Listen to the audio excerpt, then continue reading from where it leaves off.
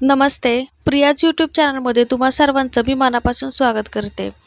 पुणे जिल्ह्यामध्ये आपल्या काही दिवसांपासून जे काही इतकं घाणेरडे प्रकार घडत आहेत ना, की 4 वर्षाच्या मुलीवरती 65 वर्षांचा व्यक्ती रेप करतो, तिचा खून करतो किंवा इतर काही खूप वाईट-वाईट. कालच पर्वती परिसरामध्ये सख्ख्या आजोबाने सख्ख्या नातीवरती बलात्कार करण्याचा प्रयत्न केला.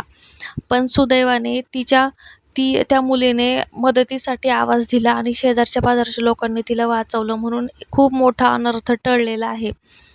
तर चला तर मग जाणून घेऊया की नेमकी घटना काय घडली होती आणि ह्याआधीही त्या मुलीला अशा प्रकारचा त्रास त्या माणसाकडून, तिच्या आजोबाकडून झाला होता किंवा नाही. तिने कशाप्रकारे सगळं सामोरं गेली ह्या प्रसंगाला. तर पुणे शहरामधील पर्वती भागामध्ये माणुसकीला काळिमा फासणारा एक अत्यंत धक्कादायक प्रकार उघडकीस आला आहे. एका 70 वर्षीय सख्ख्या आजोबानेच आपल्या 9 वर्षीय चिमुरडीवरती गैरवर्तन केल्याचा भयंकर प्रकार समोर आला आहे. या घटनेने संपूर्ण महाराष्ट्र सुन्न झाला असून पीडित मुलीच्या आईने स्वतःच्या जन्मदात्या बापाला फाशीची शिक्षा देण्याची कठोर मागणी प्रशासनाकडे केली आहे. तरी पण मित्रांनो, आम्हाला जी माहिती मिळाली त्यानुसार पीडित मुलीची आई एका कपड्याच्या दुकानामध्ये नोकरी करते. रात्री काम संपून जेव्हा ती घरी परतली तेव्हा तिच्या 9 वर्षीय मुलीच्या अंगावरती ओरखडे आणि जखमांच्या खुणा तिला दिसल्या. आईने विश्वासात घेऊन विचारपूस केली असता चिमुरडीने रडत रडत भयानक सत्य उघड केलं. ती म्हणाली की आई, हे पहिल्यांदाच घडलेले नाहीये. तुम्ही दोघं कामाला गेल्यानंतर आजोबा मला जबरदस्तीने स्वतःकडे खेचायचे. खाऊचे आमिष दाखवून आणि भीती घालून आरोपी आजोबा वारंवार असे गैरकृत्य करत होते. मंगळवारी संध्याकाळी 7च्या सुमारास घरामध्ये मुलीचा भाऊ झोपलेला असताना ह्या नराधमाने पुन्हा तसाच प्रयत्न केला. स्वतःच्या वडिलांनी जन्म दिलेल्या नातीसोबत असे संतापजनक कृत्य केल्याने मुलीची आई पूर्णपणे कोलमडून गेली आहे.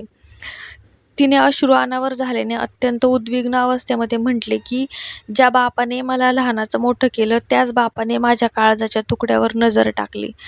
अशा नराधमाला जगण्याचा कोणताही अधिकार नाहीये. इतक्या गंभीर प्रकरणाची दखल घेत पुणे पोलिसांनी आरोपी अंबादास जाधव याला त्वरित बेड्या ठोकल्या.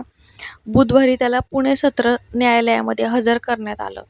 न्यायाधीशांनी विचारणा केली त्या आजोबाला, तेव्हा तो काय म्हणाला असेल की एका बाईने अफवा उठवली म्हणून मला अटक झाली, असं निर्लज्जपणाचं उत्तर त्या म्हाताऱ्याने दिलं. मात्र पुणे पोलिसांनी गुन्ह्याचे गांभीर्य आणि शेजाऱ्यांच्या साक्षीचा आधार घेत न्यायालयाकडे 3 दिवसांची कोठडी मागितली. न्यायालयाने आरोपीला 8 मे पर्यंत पोलीस कोठडी सुनावली. पीडित मुलीचे वडील हे रिक्षा चालवतात आणि मुलीची आई ही कपड्याच्या दुकानामध्ये काम करते. त्याचप्रमाणे पोलिसांना असे सांगितलं मुलीने की मुलीच्या वडिलांनी सांगितलं की 1 वर्षभरापूर्वी आरोपीचे वर्तन म्हणजे त्या आजोबाचे संशयास्पद असल्यामुळे आणि त्यांनी मोबाईल पण चोरी केला होता. त्या मोबाईल चोरीच्या संशयावरून त्यांना घराबाहेर काढलं होतं. सध्या पुणे पोलीस आरोपीचा मोबाईल जप्त करून त्याची सखोल चौकशी करत आहेत. त्याची वैद्यकीय चाचणी देखील केली जाणार आहे.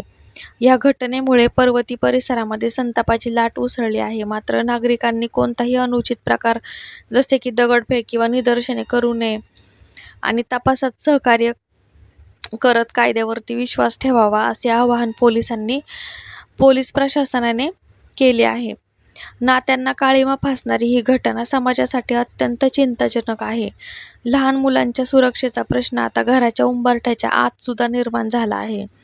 त्यामुळे पालकांनी आपल्या पाल्यांबद्दल आणि त्यांच्या आजूबाजूला असणाऱ्या लोकांच्या वर्तणुकीबद्दल अधिक सतर्क राहणे ही काळाची गरज बनली आहे.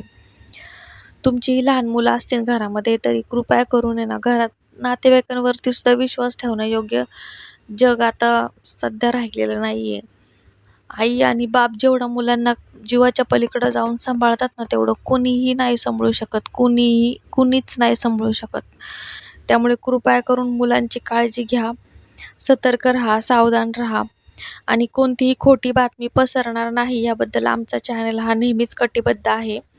तरीसुद्धा अनावधानाने एखाद्या पोस्टमध्ये चुकीची माहिती आल्यास कृपया आम्हाला कमेंटमध्ये सविस्तरपणे कमेंटमध्ये कळवा. आम्ही तथ्यांची तपासणी करून ती बातमी त्वरित हटवू. कोणतीही चूक आढळल्यास नक्की मेसेज किंवा कमेंटमध्ये आमच्याशी संपर्क करू शकता. धन्यवाद.